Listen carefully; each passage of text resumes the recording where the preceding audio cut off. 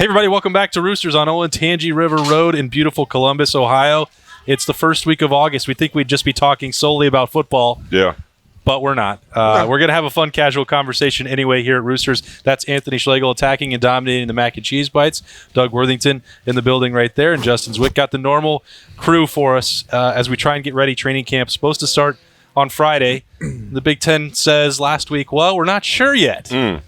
Let's wait. Give us 5 days, and we're going to decide on Wednesday if you guys can have training camp. That's deep. Okay. They're talking to their lawyers right now. They're making sure that they have their T's crossed and their I's dotted, just because this is a different time than ever before. And, I mean, they have to make sure that they keep the league safe, but, obviously watch for any suits or anything that's happening in, different ways, like Pac12. It's pretty crazy. Like, what was going to change between Friday? So Thursday night, I guess, Kevin Warren, the Big Ten commissioner, puts out the letter to the athletic directors in the league. He has to know, you write this down, that a reporter like me or anyone else who covers this league is going to see it. It's in writing. It goes to the schools. We can get it. It's a public record. Okay? What's going to change between Thursday night and this Wednesday or Friday about playing training camp, going out and practicing? And I feel like you have to do it. Right. If you're not going to practice, you don't even know if you're going to be able to play games. Right. I just don't understand what's going on in the Big Ten right now. I think it's what's going on in the world. I feel like people just put something out there. It happened in Ohio last week. Hey, we're going to ban this drug that might help. See how everybody reacts to it. It didn't go well. Right. The next day, hey, we can't be doing that. Right. That needs to be between, this and this. No, we can't stop. The same type of thing. Hey, we're going to put this out, see how it plays. Right. See how angry everybody gets, the Corona bros. See how mad and how, loud they yell.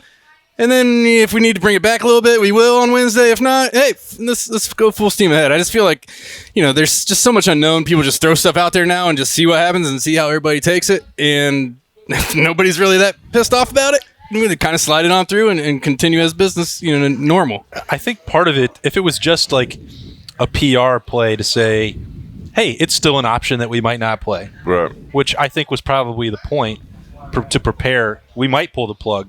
They still didn't put out a Big Ten schedule yet. You have to have that too if you're going to play football games. You have to have a schedule. I think I have a hard time wrapping my mind around why the Big Ten has chosen this approach when the Big 12 was already practicing. The SEC and the Pac-12 had just put out their own schedule models and said, we're going to use that flexibility. You had a good idea with conference only, and we're going to take the next step. And the Big Ten's just sitting here still with no schedule whatsoever. When September 26th is out there as a date, everybody knows when they can report to training camp, and nobody has problems starting practice except the Big Ten's just saying, well, let's just wait till Wednesday. Right. I don't get it, Schlegs, and I know that you don't either. Drop your sack and attack. That's how I know. Right, so here's a problem with that. Justin's absolutely right.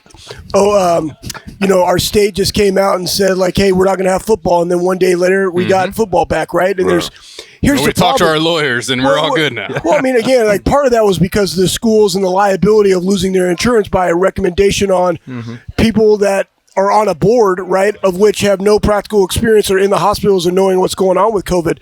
Besides the point, nobody wants to go and have contingency plans. Like we've talked about this numerous times on the show.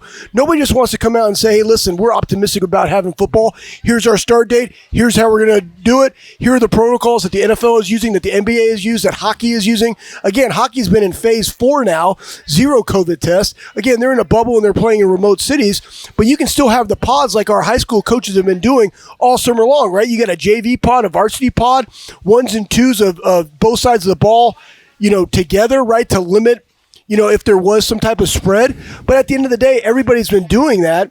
And so just have a plan. Hey, here's our initial start date. If things go according to plan, here's where we're starting, right? And the good thing is kids are prepared. The last thing you want to do is say, all right, we're not going to have it, or don't keep planning ahead, right? You want to have kids in there understanding the game, being healthy enough to play. The ramping up and down is not something you want because it again goes against the kids being safe, right? So again, just come out and say, hey, as a program, as a Big Ten conference, right? Have a commissioner worth his salt. Like I just saw that they paid the daggum Pac-12 commissioner $5.3 million. What the hell? These people do to get paid this type of money. Right. Like run your conference. Right. Get the AD, like if you're the commissioner, get the ADs on board and say, hey, listen, what's going on in your state? What's going on in your state? All right, do you have the things in place? Is there something that we could do as a conference to help mitigate the things that you guys are doing so that everybody can have the same type of protocols that we're all doing equally, right? If you want that. But just have a plan, and then guess what? Go execute. That's a problem with our country. Nobody wants to execute. Everybody wants to talk about it. They don't want to be about it. Mm. And the Pac-12 is a great example of that, Schlegs, because now, you got to give a lot of credit to the players. They found their voice this summer. They're using it again now. I don't know that everything in the We Are United plan that they put out this weekend to potentially boycott training camp and practices makes a lot of sense. Right. Starting with asking for 50% of the revenue. I think you guys who've been in the NFL know that, hey, the Players Association there has been trying to get 50-50 for a long time for owners. Didn't really work out so far.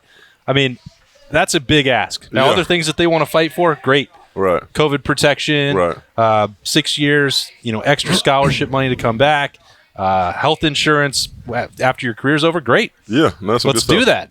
But it's just another thing that's on top of everything's piling up to try and keep football from being played, it feels like. Yeah, right now they're reaching a little bit. And as you know, like you said, us playing in the NFL, when that NFLPA deal went down, we made sure that we asked for a little bit more than we thought we was going to be able to get. And that's what those guys are doing, is putting themselves in a key position to be able to have some leverage and have some where to fight from. If you said 25%, they're going to already knock it down anyway. So, again, players having a voice in a time like today is great, but what do they do for it?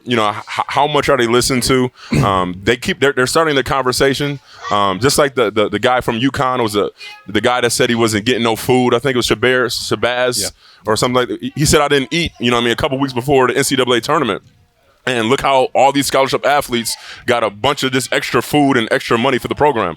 So, again, as a time like this, as big as a stage, as we're waiting for college football to happen and waiting for kids to go into camp and things of that nature, these guys, took it upon themselves, however they did it, them Zoom meetings or whatever it was, and said, hey, look here, man, we have a chance to kind of do something different and, see if they listen to us and see how far we can go with it. So I commend them a little bit. I commend them. I just feel like they're taking advantage of the situation, knowing that they have this whole COVID thing to fall back on. I feel like, and I don't know, I'm not around Ohio State, but I feel like they probably have the best of the best. Right. We didn't have a nutritionist when we were going through there. They have that now. They have somebody giving them vitamins every day, telling them what to eat every day. Doctors overseeing everything that they're doing.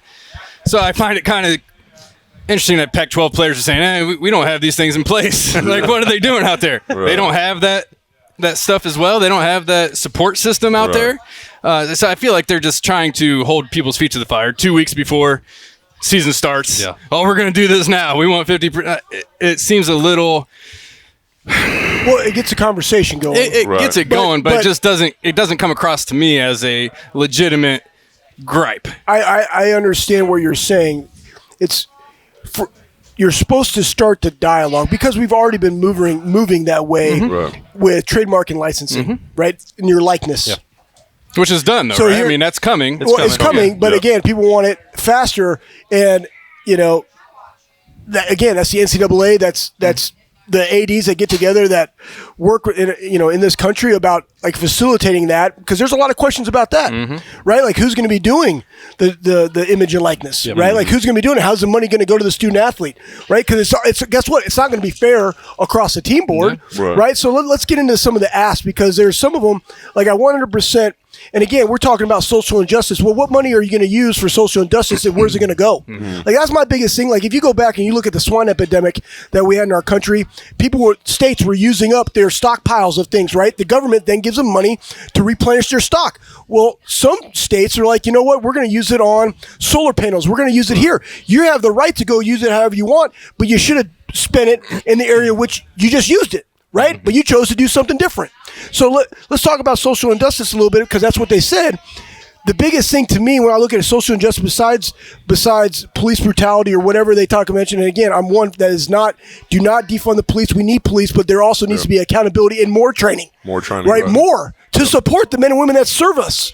Right? But let's look at this. The average median income in the United States, 81,000 Asian, 68,000 white, 51,000 Hispanic, 40,000 Black. The discrepancy, there's a couple of issues, but education is one. That's true. So but besides like, hey, we want to put money towards social injustice, like let's figure out a solution. I've heard no solutions whatsoever as to, and again, you could even say the same thing in the disparity between white and the opioid epidemic of their families, but how do we get two-parent homes and education to meet the gap? So instead of just saying, hey, we're gonna support it, let's go create change and solutions. So that's what, I'm not just saying about this proposal, but like we need to start having dialogue about solutions. 1.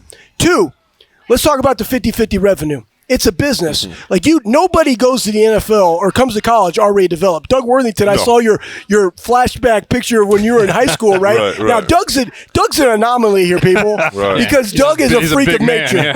Okay, but like nobody goes to Ohio State or any type of Pac-12 school, especially the Pac-12, right? Already developed. Like the resources that we have to pay coaches to develop these guys, to go be first-round picks, to go win national championship, is part of their experience in college, right? Outside the academic, right? That's a scholarship, and you have that. But nobody is developed. And again, the money that comes in through the television and all those things that they do collectively as a conference, that money is to be utilized to build the facilities of which you practice in.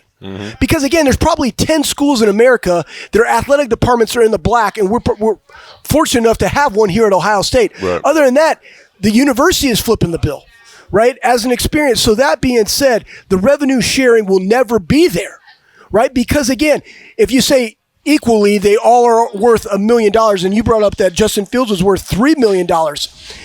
I want to know, 1, where they getting that information from, but 2, like that's not true because there's 85 scholarship athletes on the field. They're not all worth the same, and even on average, that's not going to be right.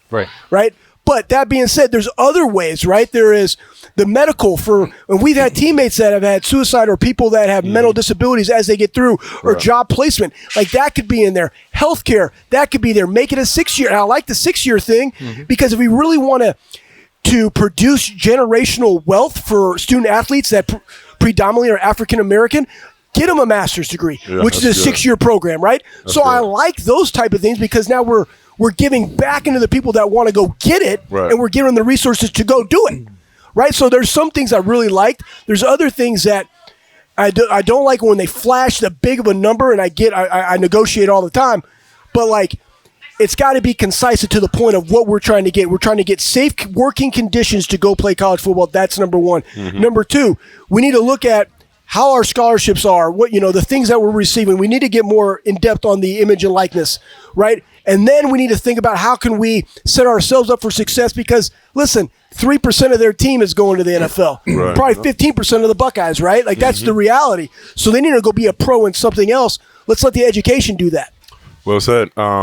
Justin Fields is worth $1.34 million. So then according to his likeness. So they said in this thing, in this article, right, that we were reading, they said on average, the average Pac12 player, and they said average was 1.06, right? Which again, that's huge. Where are they getting their numbers from? There's 100% no way that's correct, right? And then if you go look at, what. If we pay, there's people out there paying $100 for a training session that lasts 1 hour. Where Coach Mick, all right, that could be $200, but then obviously where is his value? So that's probably a $400 a session, right, over the course of the entire year. You see what I'm saying? Well said. So then you got to go back and if you really want to get in the weeds and take facilities, the food, the stipend that you get to go live off campus, right? The amount of food that you get because they got really good food. They got some good food now, right? And how about the travel expenses? You can say, well, what about the travel to the games and back, right? Yeah, we're paying that. So at the end of the day, like one, you got to know what's going on, but you got to know what the hard ask for because in business, it's an economic term, right? You're only as valuable as your second best option. And the bad thing that college players have going to the negotiating table is their second best option is not playing at that university. It's playing at, what I'm saying? It's playing Division II. It might be not playing anywhere. Right. Yeah. So they do have some leverage. The leverage that they truly have is to make educational, healthcare, and the image and likeness, right, in working conditions. Like that's the stuff that they could get past now because that's a right that they all deserve. But JayZ, I think you said this early on that I talked a lot. I'm eating mac and cheese bites. I'm gonna stuff my face so I won't speak anymore. Worked up an appetite there. I won't speak anymore. you come to the table right now at this time, and it's the maximum amount of leverage that they could have. I think it's been going on for years, since you were playing, since Schlegel was born 40 years ago. 40 years. Maurice was a pioneer in it. But that was one guy. Maurice was one guy trying to bring change. You've rarely ever had a group that, and I don't know what the actual number of Pac-12 players would be that'd be willing to sit out. They might support what they're doing, but a lot of you guys know that you would still want to play football. You're also still trying to get to the NFL. That's. I'm not trying to pick apart anything that they're doing, and I do applaud them that this has been the summer of change, social change, but also just lifestyle change and what we're all dealing with COVID. So I think it's a rare moment where they can change, the course of college football history, which for so long has not really helped or maximized what the players could earn while they were there. I know that there's parts of that Schlegel might not agree with, and I know that a scholarship is meaningful. Right. But there's also a lot on the table that, the Pac-12 players said this is their prime earning potential. For some of them, it is. Right, you're right. JayZ was never more valuable than when he was the starting quarterback of Ohio State. That's just a fact. Yeah. There was a lot of money that was on the table. I think that they should fight for that as any way that they can. But I don't know that asking for 50% of the revenue is going to get them where they want to go. The change is here. The dialogue is going on. So what those players are trying to do is just trying to be, the face of the game. Having them assemble and have some demands. Again, you got to tip your hat off to them. They had to shoot as high as they did. You have to appreciate the leverage that they're trying to expose. And like you said, it's change everywhere. Change is abundant. That's the only thing that is constant. Yep. Those guys want to make sure that they give themselves a fighting chance. I don't know if any other conference or any other people are, going to bond back together. And as far as you saying, like, a lot of players will be, okay with the beginning of it and trying to get behind them when, bullets are not really supposed to be flying until it's time to talk to mom and dad on the phone. Like, hey, we got you up there. You're a freshman or you're this. You need to go play. Those seniors or that person that, is making that demand or making that statement, they don't represent your household. So these are not grown men like the NFL who, got a family to feed. Some of them do. But, when it comes down to being young, I do hope, like Schlegel said, they get some representation. I do feel like they're in an area of, just wanting to be passionate about some of the things that is going to happen and might miss them, really, because with COVID and, a couple more months down the line, the season, what season might we have? So it's one of those things where, power to you, but we'll see exactly where the chips fall when they do. Well, everybody has a plan until they get punched in the mouth. And so as soon as the Pac-12 comes out and says, all right, we're not going to play this year. See ya. How about that? Have fun. That is a punch in the mouth. So it sounds great. But on the other hand, all right, we want 50%.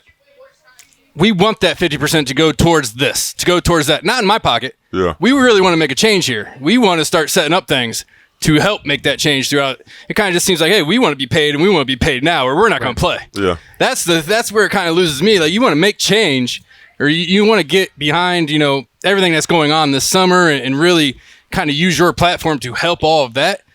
Say this university needs to be giving money, or this Pac-12 needs to be giving money to these charities, these different things to make an impact socially, and that we're behind, but it's not going into our pocket. We're really giving ourselves up to make change. But it seems like they're saying, hey, we want to be paid, and we want to be paid now. We're not going to play. Well, the hardest thing, too, is if you go look at the sports that football and basketball support, which is all of them. They're predominantly white club sports. Olympic sports. Right. I mean, that's what it is, right? Well, they're just Olympic sports. But predominantly that. But here's the other thing that I would say is I disagree. I do not agree that this is their greatest earning potential, because if you go down and think about it, right? I'm talking about all student athletes. Right. Now, you're going to have outliers, right? Justin Fields could earn some money, but at the end of the day, it's not, because he's going to play in the NFL.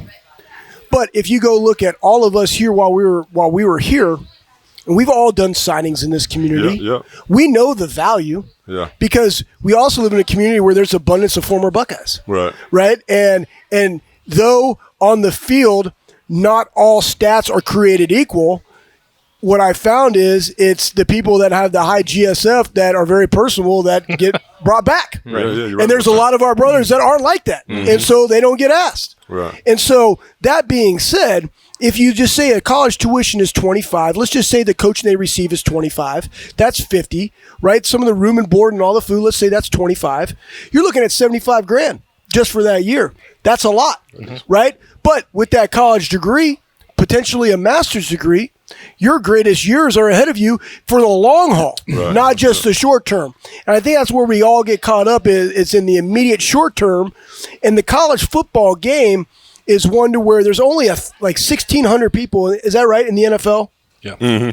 Per year. 55 times 32. Yeah, it's not a lot, right? So at the end of the day, like, it's about developing the total person and going back to all positive juice. It's why I love the coaches at Ohio State, right? Coaches at Ohio State are trying to produce the whole man. Why? Because our coaches deeply care about what they do in the classroom. And they know most of these guys aren't going to the league. Right. They do. I mean, they're not, right? I mean, our goal is to coach every single one of them as though they are. Right? And to give as much value as we possibly can, but that is not the likelihood. So we're trying to set them up for success for the long term, right? And that's why people want to come to Ohio State over some of the other schools, because we live in Columbus, Ohio, where there is an abundance of job opportunity. Right. Well, my point wasn't that JayZ is not currently very successful, which he is.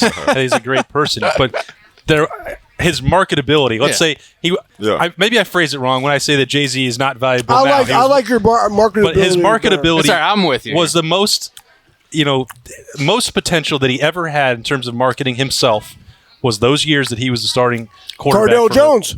And so think anybody about who started at Ohio State. For 1 year that Cardale had, for the time that JayZ had, even when JayZ was not starting, he is still a very high-profile person in this community that he can vouch for all the people that knew who he was and wanted him to appear at things and could have, I won't put any words in his mouth, could have offered him opportunities to help back then, under the table or not. That all existed.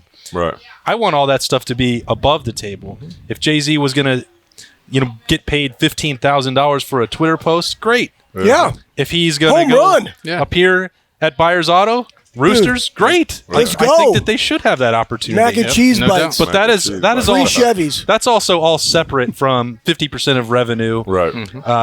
That is going to fund the stuff that they do benefit, directly from now that you're talking about. Yeah, the facility. I mean, just think about the facilities, because I know for a fact, like, they want to blow up the Woody and make this football complex because of Shoemaker and all that stuff. Guys, we're talking 150. $200 million for these type of renovation projects, right? Yeah, that's a lot of money. And if you're bringing in 25, 30 G's from the TV and you're making, let's say another 7,500 from the stadium, but guess what? Poof, David Copperfield 2020 COVID happened. You only get 20K in there, right? They ain't going to be able to drink enough to increase that. Well, you know what I'm saying? So it's not going to be there. So where does it come from, right?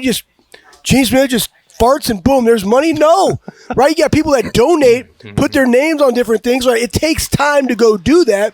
And guess what? Our student athletes are the beneficiary of other people's gift and kindness, along with the TV dollars.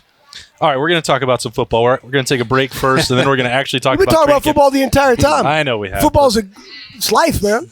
Football is life. That's a great. The rest are just details. Look at that guy's bike outfit. We got some new T-shirts being made over here. That guy's over there with a bike outfit on. That's pretty sweet. It's amazing. I wish I could It is amazing. We'll be right back here on Lettermen Live, brought to you by Roosters. Roosters is one of the unique companies that we deal with. They're involved in everything we do, from our personal foundation to also the Cancer Research Fund. And that's from the Buckeye Cruise from Cancer to all the events leading up to the Buckeye Cruise. They donate back to different organizations that are near and dear to their heart, and we're so fortunate to have been with Roosters now for a long, long time. All the folks at Roosters are just genuinely kind folks, and they want to make a difference. Thank you, Roosters Foundation.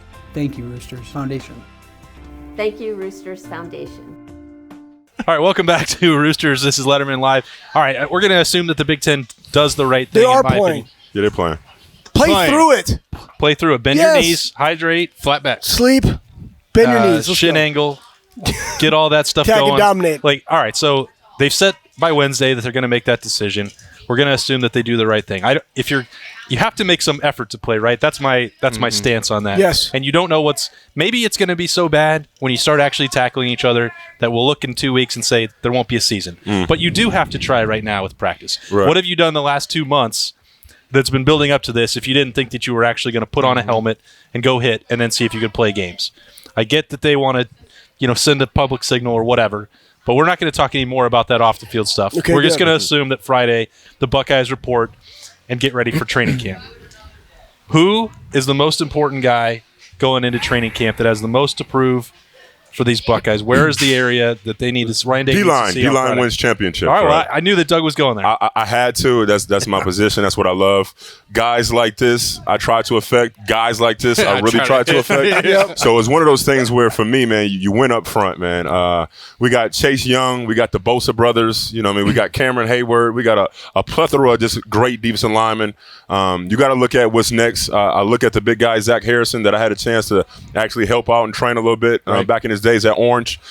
He is destined to have a freakish season, with Mick, in a maybe a little bit of a different year as far as training. But the fact of having Coach Johnson and having that legacy and that pedigree that he wants to, keep on, building that legacy, I'm excited to see what he can do off the edge. He showed a lot of glimpse when it came down to last year and feeling some good time. Some of it was garbage rolls, some of them sacks maybe not mean too much, but the fact that you're a freshman, you're bending the edge, you're competing. I kudos to him. Also, Troy Vincent's son, a guy who got injured, as we talked about earlier. So to see him, come back being a number one defensive line recruit, a year of health maybe, and Coach Johnson again at the wings, I think the defensive line should be a wrecking point. And we've talked about that before. The losses that they suffered at defensive tackle. Yeah. Those three veterans that are now gone. And, I thought Devon Great Hamilton players. was one of the best, most impactful players in the country. He was. You take, him out of the mix, Jay Sean Cornell, Robert Landers. I mean, that's a big deal.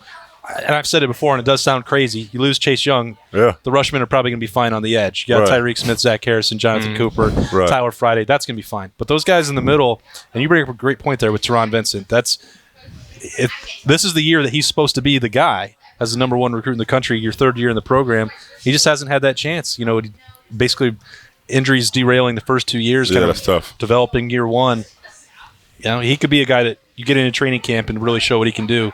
That's a big one. Schlegs, what are you thinking? Go ahead. I was going to say, I tore my ACL my freshman year and had to recover from that. I had little nicks and bruises when it comes down to coming from high school and playing in the big boy stage. Yeah.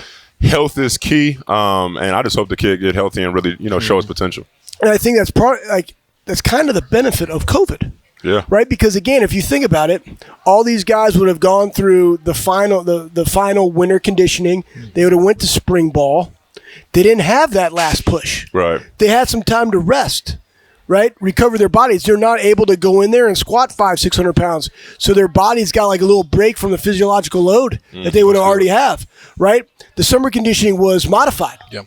Right? So now you got guys, hopefully, that were able to take care of their bodies and come back rejuvenated, excited, passionate about getting out there with no nicks. Right? So that's kind of one of the blessings, because Ohio State in our strength conditioning program is our guys will always be ready. And that's the one thing I've noticed since Mick has been there. Like when we played Alabama, all right, big dudes, but stiff. Our guys, big, athletic, strong-looking dudes, right? Line them up in the Big Ten. There's a big difference between the way our dudes look and the way Michigan guys' dudes look. Oh, my God. Period, man. I mean, Forever. part of that is genetics, but part of it is the training, right? Well said. But that being said, I think for me, offensively, it's Petit Frere. Like who is that tackle? Yeah. That's the number one, because you already know the other four dudes are proven.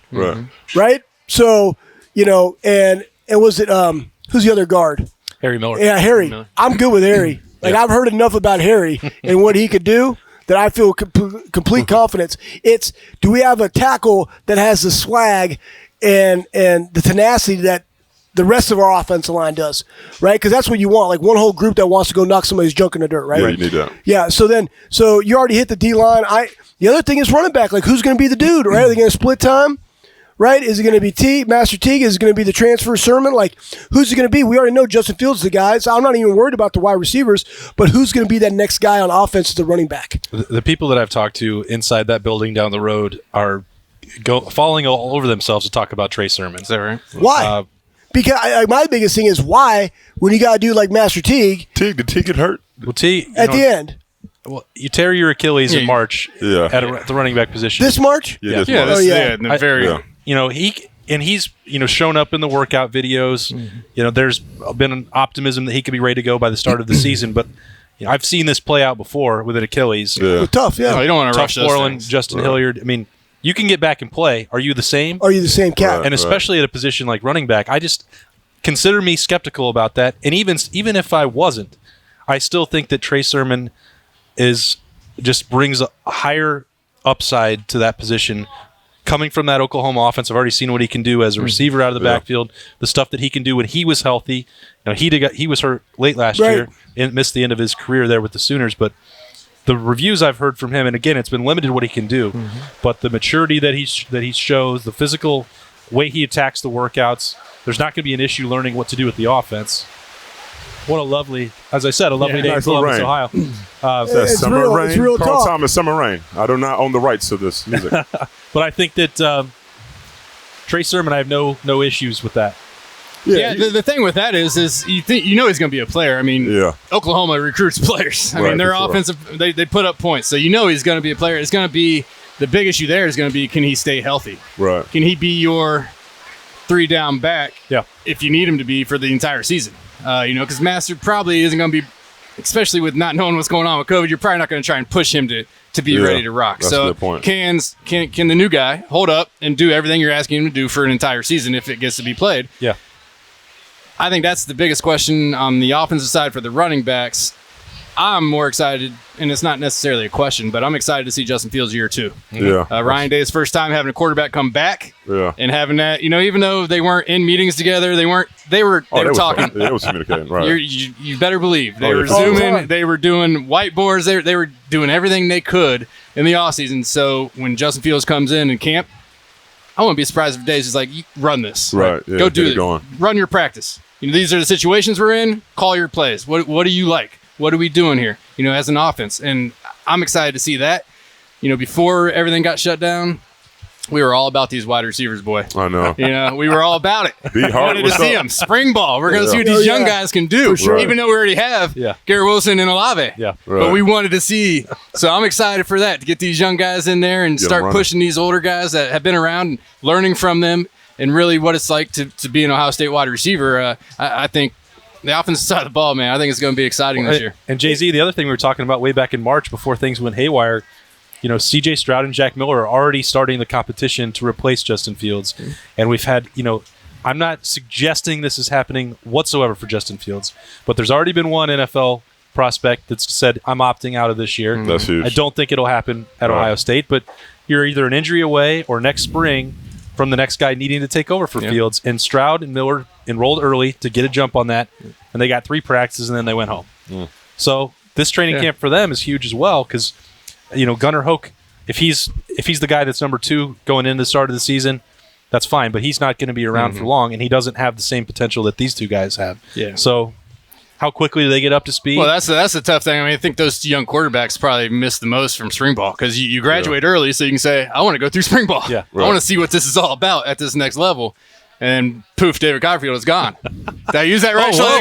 Did I use that That right? was beautiful. I gave you a fist bump. Nice little alley-oop. Yeah, man. But, you gonna that- start eating mac and cheese? yeah, I bites know. on I'm there, just too? going to start going crazy here. Eat this. But, it's like I've taught him well. That was that big spot where they missed out on a lot because now it's Right. going to be Fields is getting one. He's getting all the 1 reps. Mm-hmm. And you almost have to go into the season with your backup from last year saying, Yeah. we haven't seen what these guys can do enough Right. in full pads and full fire or bullets firing to know what they got at this level. So I think they'll just kind of bring them along slowly, and they'll get a lot of reps from playing scout team, which is huge. And you're going up against the D line that they just talked about, all these guys, the rushers. I mean, they're going to get some great experience playing Yeah. against those guys, and I think You that's do. going to be real big for them. Justin brought a good point up about the wide receivers, and that is the other thing that we need to be watching because we lost some cats in the secondary. And the good thing about our wide receiver core is that they are elite. And you got guys obviously having Sean Wade back, but you got Proctor, you got Seven Banks, you got Brown.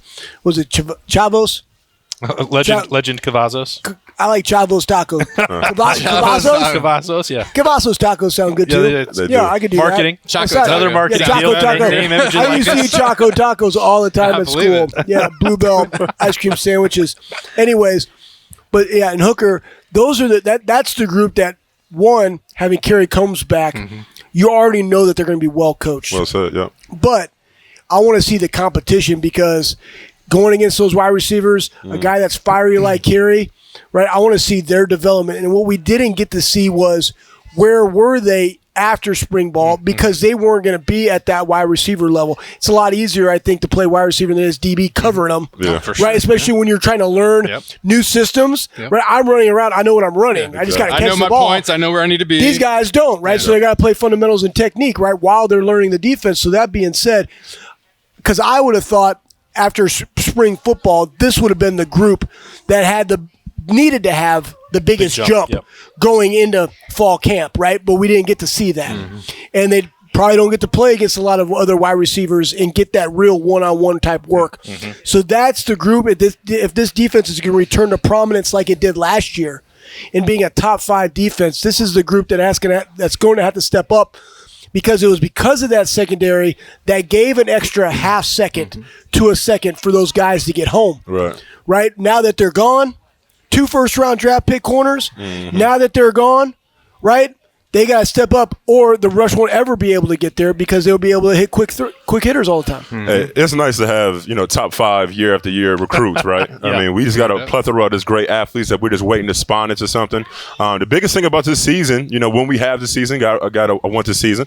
I like it. Is the fact that our hardest competition is going to be us. At practice. And normally it's always been that way. I mean, my toughest battles, I would never forget, is Nick Mangold and Rob Sims just coming together and just having their way with me and just taking me to the. So it's one of those things where now they're going to get to the fire when we get back together, when they get back together on Friday.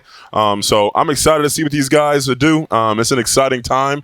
It's a different time, but it's fun. Yeah, you don't even technically care what those young receivers do to play this year. You just want them to be good to practice against that secondary because they're going to be scout team, and you want that. And Kerry's probably saying, bring those guys over here. I want to test my guys. And so you want them to come back strong because of that aspect, as well as fitting in on the offensive side of the ball. But, the scout team, man, they can get a lot of good work done over there. And, having those young players coming in and getting after those DBs, I think that would be huge, and I think Kerry would love that. Well, the special teamwork, right? This is going to be elite, man. I love it. And that's the other thing that we haven't really mentioned. Obviously, I didn't talk about the linebackers either. Well, I was going to say that because it tells you how far that they've come at that position. 100%. That we don't have to. Remember 2018? Remember 2018? I certainly do. Man, good for Al. Good for those dudes, man. I'm really proud of them. But here's the other thing that we haven't really talked about with the shortened schedule. What happens with the 4-game thing for a freshman? Before they get redshirted. Got to keep it. I think you got to. I think what I'm saying is, I think they should be allowed to play as many this year. Just let people play. You have to fill out the roster because you're going to have people you're going to have to need the forfeit. And I don't want to play my freshman. Well, we need to play the game. Guess what? Has any conference came out how they're going to handle that rule? That's my czar of college football. Has anybody handled that rule yet? Has anybody come out with any kind of conversation about that? We're talking about the NCAA. Of course they haven't. We got so many more issues before we get to that point. But again, but what do you do all day? Why don't you guys? That's what I'm saying. What have you been doing for the last 6 months? We haven't even heard if CJ Saunders is eligible. I'm just some slappy over here, just sitting here having a fun, casual conversation using mac and cheese bites and Italian subs. I love them. But, why haven't they come out and just went through all the different scenarios? What the Sam Dickens do they do? And is there home office in Indy? Yes. There ain't nothing to do there. What are you doing? It's just a building with a phone in it. Is that not actually people working there? Do you talk to people? Right? I mean, again, this stuff calling at the answer machine. Hello, this is CJ Saunders. I want to know if I'm going to be eligible. Season's right here. No, from Ohio State. You've had my appeal since last year. Yeah, it's wild, right? Yeah, haven't been able to get it's around ridiculous. to it. See, I just. That is laziness. And they're making a bunch of money too, Schlegs. You talk about the AD. 100%. Yeah, it's nuts. But that's what I'm talking about, man. It absolutely chaps my yes. Because you could work these out. I got walls of whiteboard. I just write a plan up there. Then you start typing it up. Then you tweak it. Then you execute. And I got another plan. And guess what? If that doesn't work, I go to this plan. And I keep working. We always talk about working the game, right? We're going to, at some point, listen, man, we're not going to be shut down forever because of COVID, because it's going to be here for a long time, peeps, right? So we got to work through it, right? Don't let it control us. But again, that takes people, stop being soft, get in a room, create solutions, and go execute to the best of our ability. Yeah. We've right? got a great room for it right here at Roosters. They can come down and hang with us. We've got a bunch of we'll figure ideas this to try. out. Hey, we'll get a take sweet all out. spread. We'll get a sweet spread. 20 Mac and cheese baskets of bites. mac and cheese bites. Look, And man, Italian look, subs, that's my it. guy. There you Boom! I got this pomegranate lift-off thing. that Listen, lift-off. everybody I'm will get lifting one off. after Yes. we eat. Right after we eat, and we got boom, spicy Italian just sitting there. Oh, I'm so tired. you're gonna owe him a couple Boom, bucks for pop that in There you there, go, I do. and then Product poof, David placement, Copperfield. yeah. But I'll be juiced out of my We mind. got to help Doug out with his Yeah. product once in a Product while. I appreciate placement, you, man. yeah. You guys are Attack good and to me. dominate the Herbalife. Yes. Dude, listen, And then I'm I'm gonna- always game. Yep. Here, I'm gonna give you a quick note. Don't do this, right? Don't be 39 years old with arthritis and no labrums and try to hit a baseball one-handed 350 feet. Okay? Why 'Cause one-handed? It was important because I didn't have a fungo bat, and so I was working the outfield with my It looks my cooler, 14-year-old. JayZ. Is that what And it is? I mean, and I'm smoking these things, right? They're probably like 275, 300. Yeah. I'm just like, but I gotta give them big boy pop-ups. Like, what are we, right, right. soft? No doubt, yeah. Right? So then they're like, hey, Coach Slay, I bet you can't hit one of them. Were they right? Yeah, because I totally broke my arm. Like I whiffed too because I took my eye off it. Yeah, well, you were trying to swing too. I was trying to swing it's too like a hard. golf man. swing, Yo, you it's know? so bad. And I went like this, and Slow- it's like slow they're and low. like, "Oh no, are you okay? I'm so sorry." I was like, "It's not your fault." Play it You're- off. Yeah, I went through BP. Yeah, played it off. I went through BP, but I think it's my bicep tendon. But anyways, I'll just hydrate, bend my knees, and I'll you'll go be bench all right. tomorrow. Yeah. Why not? Well, Work ice- through it. ice it Your down. ring didn't tell you what happened?